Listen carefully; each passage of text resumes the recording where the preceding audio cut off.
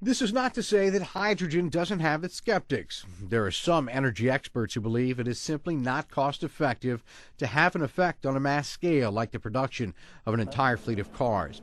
The Department of Energy says the cost of hydrogen fuel today is 100 times too high to have an impact on the marketplace.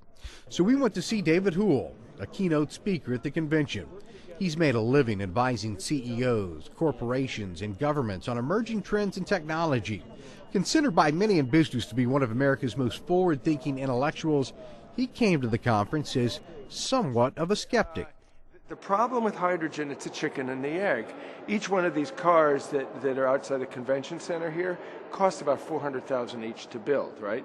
So until there's a scale, the price can't come down.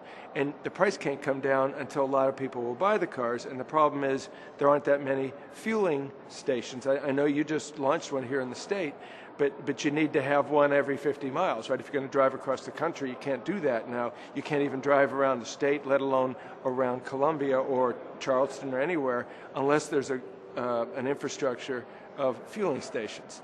So there needs to be capital investment for the fueling stations in order for the car companies to capital invest to mass produce.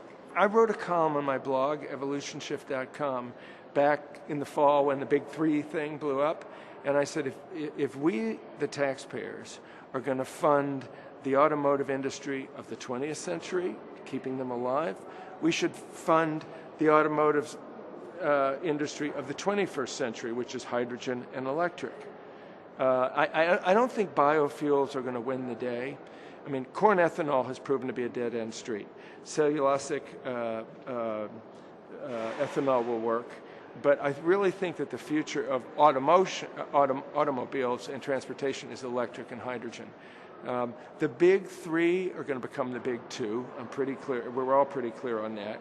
And again, I think there's going to be 100 car companies in 5 years. There'll be some car companies putting out 1 car a week, some putting out 10 a month.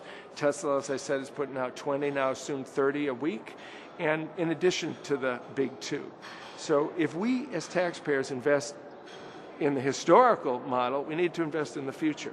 And that's what this conference is about. You know, I mean, that's what what you're doing in the state of South Carolina is about, is investing in the future of energy.